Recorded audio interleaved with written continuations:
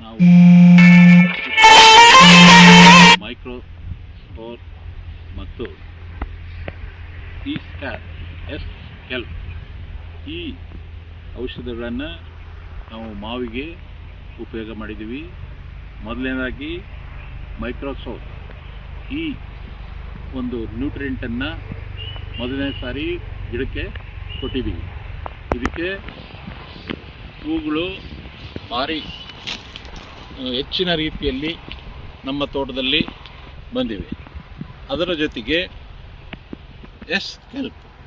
S kelp ಅನ್ನೋಂಥ ಒಂದು ಔಷಧಿಯನ್ನು ಸಹ ನಾವು ಮಾವಿನ ಗಿಡಕ್ಕೆ ಎರಡನೇ ಸಾರಿ ಕೊಟ್ಟಿದ್ದೀವಿ. ಮೊದಲು ಮೈಕ್ರೋ ಸೋರ್ಸ್ ಕೊಟ್ಟ ನಂತರ ಒಂದು 15 ದಿವಸಕ್ಕೆ ಮತ್ತು ಎಸ್ ಕೆಲ್ಪ್ ಅನ್ನೋಂಥ ಇದನ್ನು ಔಷಧಿಯನ್ನು ಕೊಟ್ಟಿದ್ವಿ. ಈಗ ಎರಡನೇ ಸಲ ಕೊಟ್ಟ ನಂತರ ಗಿಡ ತುಂಬ ಫ್ಲವರಿಂಗ್ ಆಗಿದ್ದಾವೆ ಮತ್ತು ಯಾವುದೇ ರೋಗ ಇದುವರೆಗೂ ಕಂಡು ಬಂದಿಲ್ಲ. ಆದ್ದರಿಂದ ಎಲ್ಲ ರೈತರು ಮಾವಿನ ಗಿಡಕ್ಕೆ ಮತ್ತು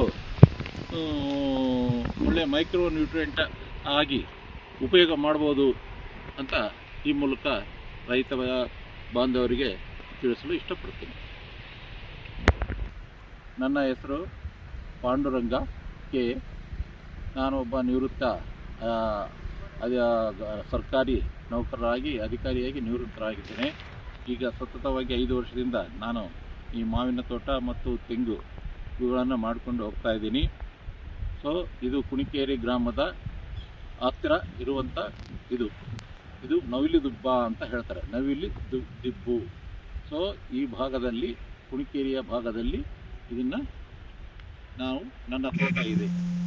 ತಾವು ಯಾರಾದರೂ ನನ್ನ ತೋಟವನ್ನು ವೀಕ್ಷಣೆ ಮಾಡಬಹುದು.